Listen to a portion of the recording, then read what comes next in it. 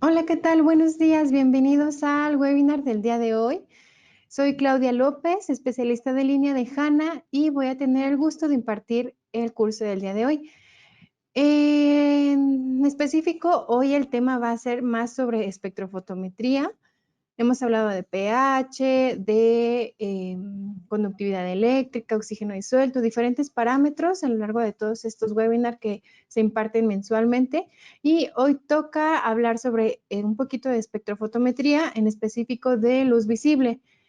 Pero antes me gustaría saludar a las personas que ya se encuentran conectadas. Y vi que hay varias. Por ejemplo, está Javier Flor. Buen día, Javier, desde Ecuador. También encontramos a Alfredo Tupiza, Alonso Romo, a Angélica Vázquez, Alan Trejo, a Gloria Madrigal.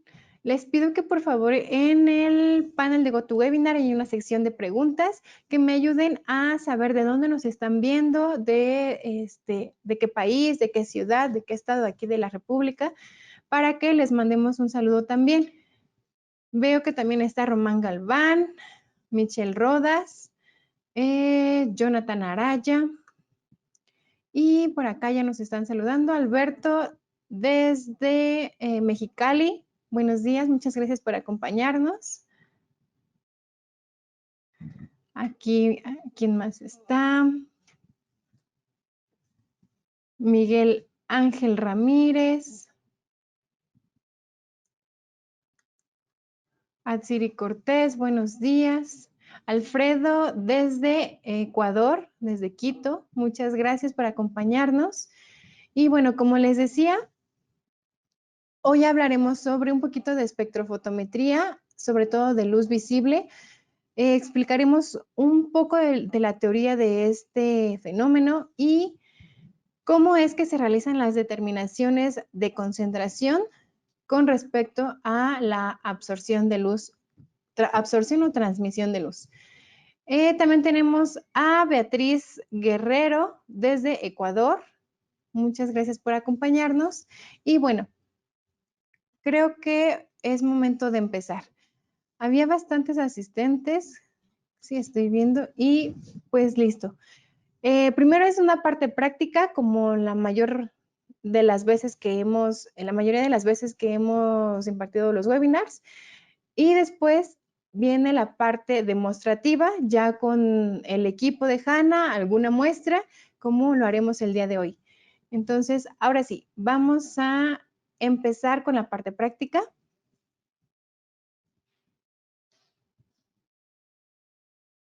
Entonces, vamos a revisar la parte teórica del día de hoy, que son las diapositivas sobre el tema. Como les mencionaba, hoy vamos a realizar el ingreso de una curva patrón en el espectrofotómetro de luz visible. El objetivo es conocer la función del espectrofotómetro para realizar una curva patrón de un estándar con concentraciones conocidas. Y como temas principales vamos a ver qué es la espectrofotometría, la espectrofotometría de luz visible, la ley de Lambert y Beer, y por último vamos a hacer una demostración de una curva patrón de un estándar. La espectrofotometría lo vamos a definir como métodos cuantitativos de análisis químicos que se utilizan o que utilizan la luz para medir la concentración de sustancias químicas. Se conocen como métodos espectrofotométricos según sea la radiación utilizada y se clasifican como espectrofotometría de absorción visible, espectrofotometría ultravioleta y también tenemos la espectrofotometría de infrarrojo.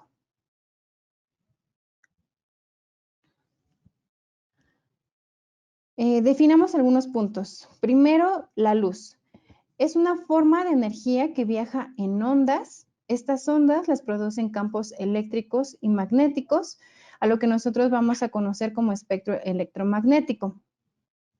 Otro término que debemos tener en cuenta es la longitud de onda, la cual es la distancia que hay entre cresta y cresta, esta es una cresta y esta es la otra cresta.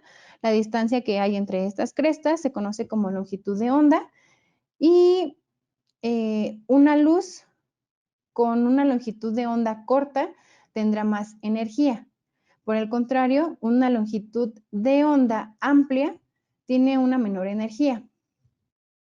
Todas las longitudes de onda que se encuentran entre los 400 y los 700 nanómetros son visibles a nuestros ojos, que es lo que mencionábamos hace un momento como espectrofotometría de luz visible.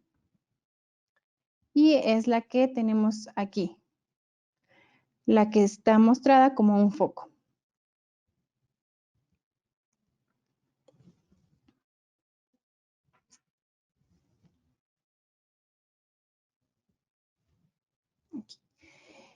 En el caso del día de hoy, con respecto al espectrofotómetro que vamos a utilizar, que tenemos en HANA, es el HI 801.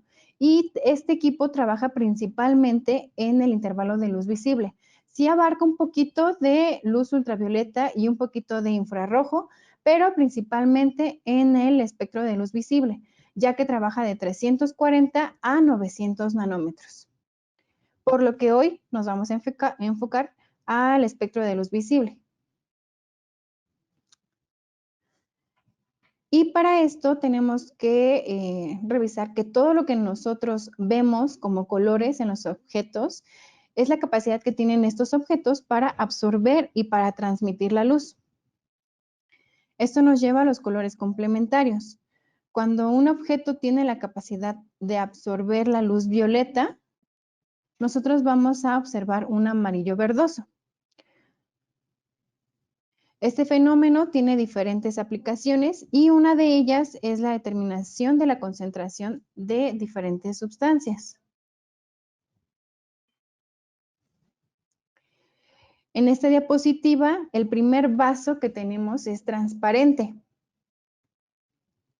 Absorbe la luz verde que es emitida por una fuente de luz y por lo tanto transmite tal cual. Como es transparente, se transmite tal cual. Y en el último vaso tenemos que es color rojo intenso, el cual absorbe la luz verde y ya no la deja pasar, ya no la transmite. Esta particularidad de las sustancias es la que nos permite medir la concentración de las sustancias.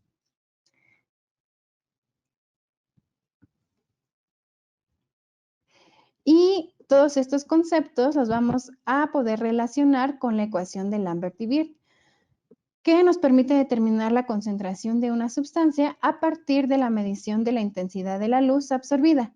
Esto se relaciona con la ecuación que presentamos. A, que significa absorbancia, es igual a un épsilon, que es el coeficiente de extinción molar, a una longitud de onda y temperaturas específicos, por la concentración, por una L, que es la longitud de la trayectoria. Por lo tanto, nos permite determinar la concentración de una sustancia a partir de la medición de la intensidad de la luz absorbida. Revisemos un poquito acerca de los términos. Bueno, antes, la absorbancia es lo que vamos a medir con el espectrofotómetro. Nos va a dar un valor o la longitud de onda, la que nosotros vamos a medir. El épsilon, ahorita lo vamos a aclarar un poquito acerca de a qué nos referimos con este épsilon. La concentración, que a lo mejor es la incógnita que estamos buscando, queremos saber qué concentración tiene nuestro analito, y la longitud, que es constante, ya no necesitamos, este valor lo vamos a conocer siempre, porque es la longitud que tiene que atravesar el haz de luz para llegar al objeto o a la celda que vamos a medir. Ok, entonces hablemos del épsilon. El épsilon también es conocido como coeficiente de extinción molar. Como les mencionaba, todos los conceptos anteriores los podemos relacionar con la ecuación de Lambert y Beer, que nos van a permitir determinar la concentración de una sustancia a partir de la medición de la intensidad de la luz, de cuánto absorbe. Y en el caso del coeficiente de extinción molar, es la eficiencia de una molécula para absorber la luz. También lo conocemos como coeficiente de absorción molar. Y en el gráfico vamos a poder ver dos curvas con diferentes concentraciones. Sin embargo, el comportamiento de, en este caso, es permanganato de potasio, es el mismo. Sin importar la concentración a la que esté, vemos que las curvas son exactamente las mismas. A esto nos referimos con el coeficiente de extensión molar o coeficiente de absorción molar. Entonces, ya que vimos que no importa la concentración, vemos que el coeficiente también es constante, sin importar la concentración a la que se encuentre mi analito.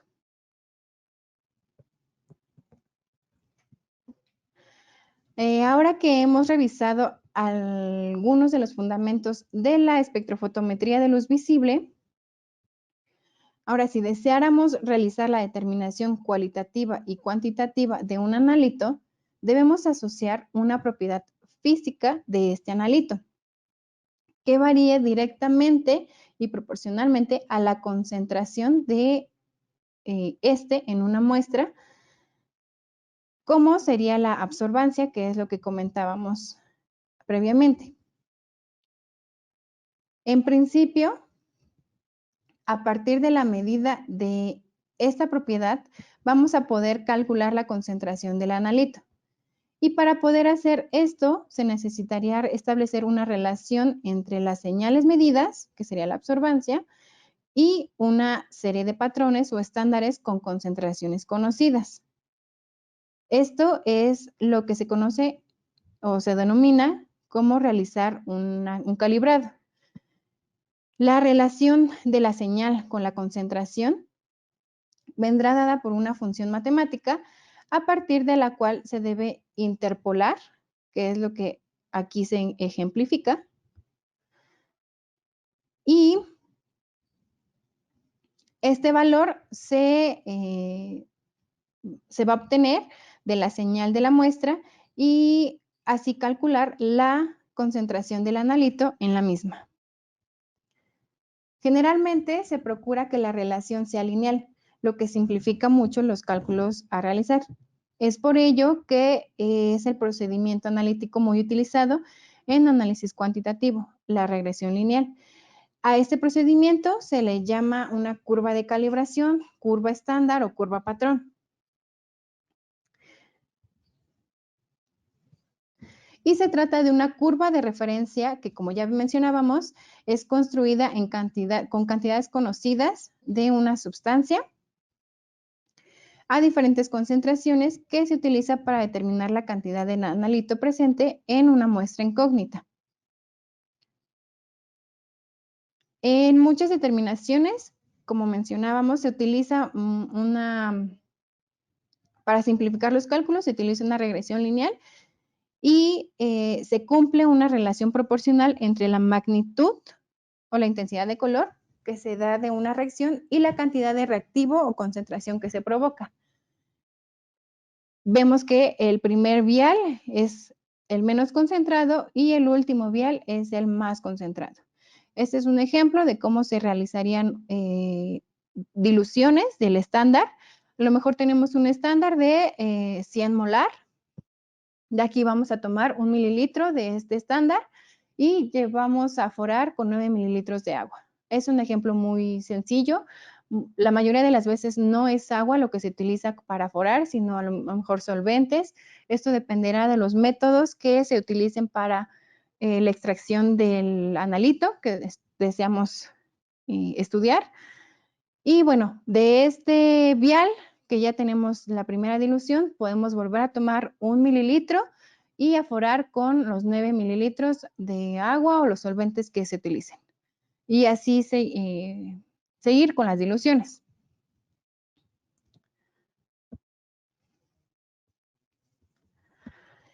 Ok, para representar con una gráfica esta curva, se utiliza la ecuación de la recta, que mide una señal en función de la concentración de un analito. Si ya tenemos el estándar a diferentes concentraciones medidos y representamos las señales frente a las concentraciones obtenidas, obtenemos, perdón, la denominada curva patrón, que es lo que se ejemplifica aquí, ya la habíamos revisado. En el caso más sencillo y que es a lo que normalmente nos vamos a referir para hacer más práctico o más fácil nuestros cálculos, nos vamos a referir a la ecuación de la recta, donde, bueno, y es igual a mx más b, donde b es la ordenada, perdón, donde b, sí, es la ordenada al origen y m es la pendiente. Con esta ecuación es como vamos a poder nosotros determinar la concentración de nuestro analito.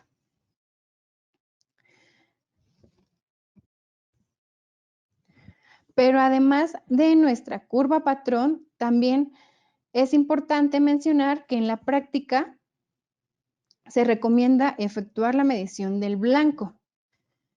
Se llaman diluciones blanco a las diluciones que contienen todos los reactivos o los solventes, como les mencionaba. Fuera muy fácil si solamente fuera agua en donde se disuelve o se extrae nuestro analito, pero normalmente son solventes, son ácidos en los que se logran extraer ciertos pigmentos. En el caso de luz visible, lo que buscamos es coloración. Entonces, todos esos reactivos y disolventes usados en el análisis sin el analito. Los blancos miden la respuesta del procedimiento analítico a las impurezas o especies interferentes que existen en los reactivos, o simplemente a las especiales características del instrumento de medición. Y bueno, es importante señalar que los métodos analíticos son establecidos por instituciones nacionales o internacionales que proporcionan procedimientos y características del método que concluyen con indicadores de calidad. Suelen incluir exactitud, precisión, especificidad y además de que los parámetros se determinan a partir de las curvas de calibración. Es importante también señalar que las unidades de concentración de la muestra leída con la técnica instrumental empleada serán las de la curva de calibración escogida. Quiere decir que si mi curva de calibración es miligramos por litro versus la concentración, mi metodología, mi procedimiento de lectura debe ser en las mismas concentraciones.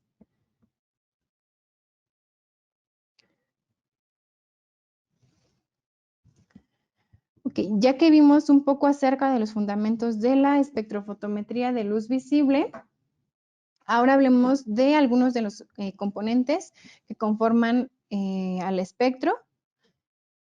espectrofotómetro y sus funciones. El primer componente que tenemos aquí es el adaptador de las celdas o el soporte de las celdas. Este nos va a ayudar a minimizar la luz externa y la longitud de la trayectoria la hace constante. Veíamos en la ecuación de Lambert y Wirth que la longitud es una variable, perdón, es una constante, entonces debemos utilizar este adaptador para que nos ayude con la ecuación de Lambert y Wirth, a que nada más tengamos una incógnita. El siguiente componente es el adaptador de celdas. Muchas veces utilizamos celdas, o la mayoría de las veces utilizamos celdas cuadradas, como la que estamos mostrando en la pantalla, que son de 10 milímetros, de 1 milímetro de lado. Entonces, la mayoría de las técnicas utilizadas el día de hoy vamos a utilizar estas, pero también existen metodologías que utilizan celdas de 13 milímetros, de 22 milímetros, como es el caso de la de izquierda, o de 16 milímetros para, por ejemplo, los reactivos de DQO para nitrógeno o fósforo. Entonces vamos a poder utilizar diferentes tipos de celdas y por lo tanto es necesario utilizar un adaptador de celdas para que la longitud de la luz, la longitud que tiene que recorrer la luz, el haz de luz, sea constante.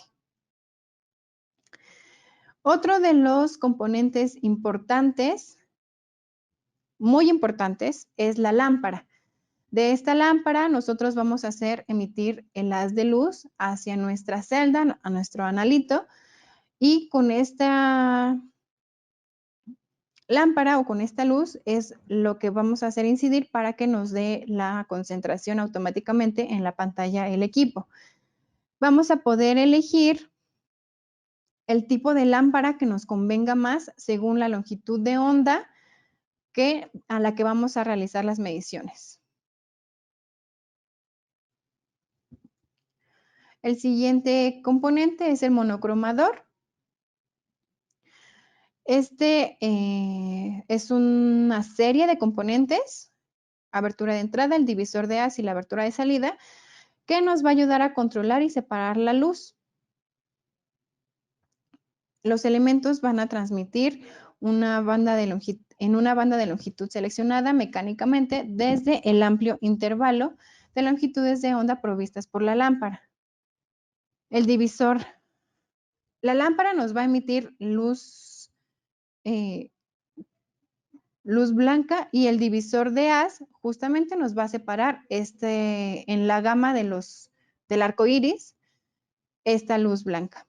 Entonces, dependiendo de la longitud de onda a la que nosotros vayamos a medir, es a la que el divisor de haz va a colocar en la abertura de salida para que así sea medida nuestro analito.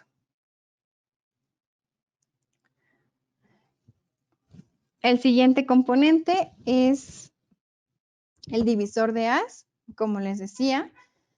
Se usan para dividir la luz incidente en los rayos, separándola en la región designada, en la longitud de onda designada, preferente para nuestro método. Después viene la rueda de filtros, que nos ayuda a reducir la luz dispersa y mejorar la exactitud de las mediciones. Después vienen los lentes, que los dos primeros, el primero y después del divisor de haz, aseguran que toda la luz sea recogida. Y el último reduce el error proveniente de las imperfecciones o rayaduras de las celdas.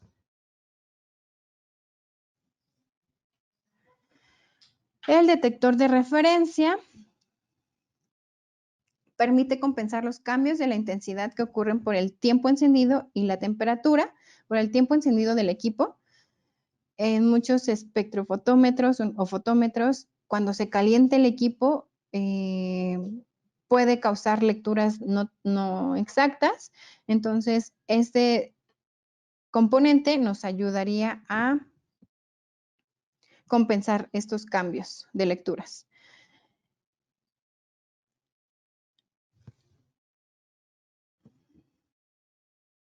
Y por último, tenemos las especificaciones del iris. A grandes rasgos, el equipo nos va a poder medir absorbancia, porciento en transmitancia y concentración. El intervalo fotométrico es de 0 a 3 unidades de absorción. La exactitud fotométrica es de 5 miliunidades de absorbancia, a 1% también, a 0.5 a 3 unidades de absorbancia. Y el intervalo de longitud de onda, como les decía, es de 340 a 900 nanómetros. La exactitud de la longitud de onda es de más o menos 1.5 nanómetros. Ok, ahora vamos a pasar a la parte práctica. Denme un momento para acomodar aquí para mostrarles cómo se ingresaría un método nuevo para una curva patrón con estándares.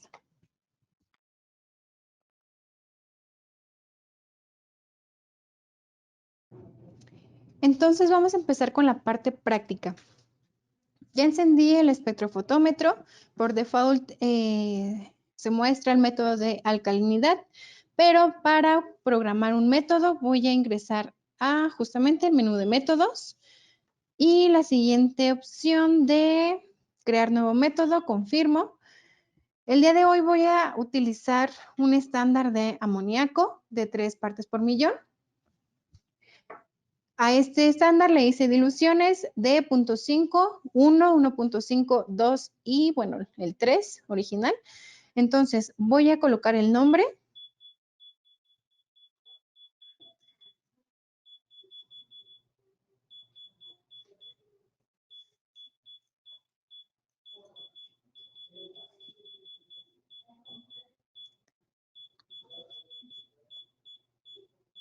Para fines más rápidos. Ay. Voy a dejarle como amonia, sí. Confirmo. Mis unidades de medición las voy a dejar en miligramos por litro o partes por millón, que es lo mismo. Longitud de onda de este estándar es de 425, es una sola, le doy siguiente y aquí coloco el 425. Le doy siguiente, los 3 decimales están perfectos, no hay factor de dilución. Los viales que voy a utilizar son de 10 mililitros, 10 milímetros. No necesito algún temporizador, entonces así se queda. Se ha creado el método y sale la pantalla de medición.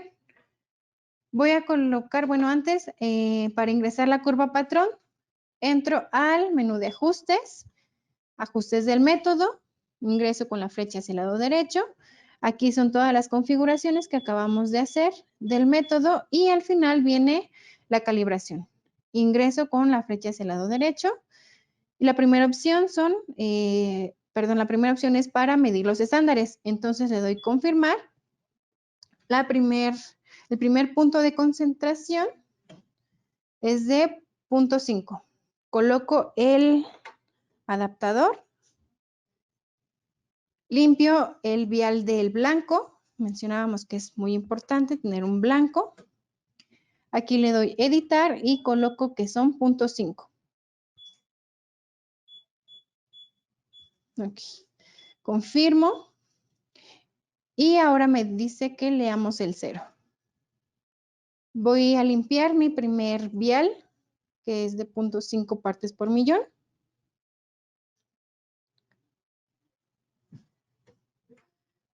Lo coloco y le doy leer.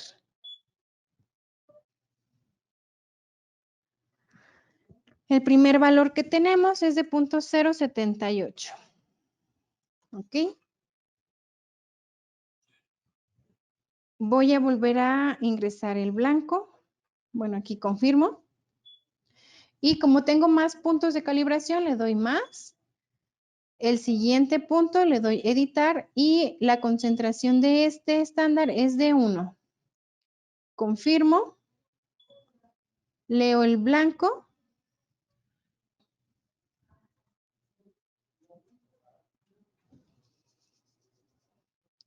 Y ahora coloco el siguiente estándar.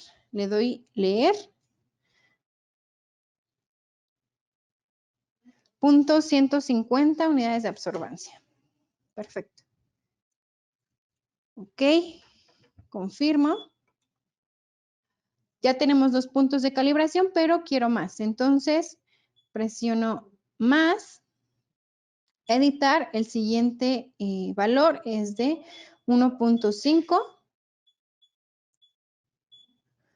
Confirmo. Leo el blanco. Y voy limpiando el siguiente punto.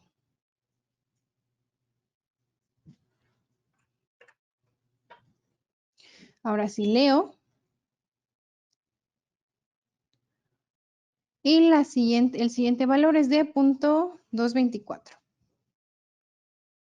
Perfecto. Ahora vuelvo a colocar el blanco, presiono confirmar. Quiero un cuarto punto de calibración, le edito y son 2 miligramos por litro en mi concentración. Leo el blanco.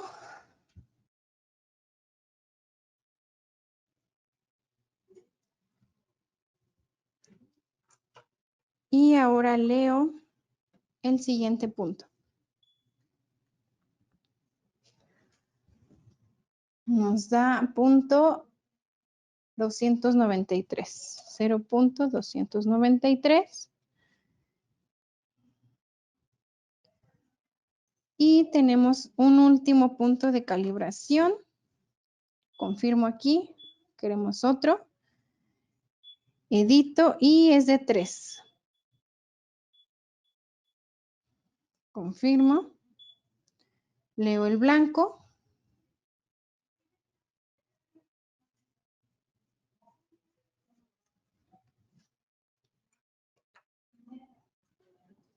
Y le doy leer.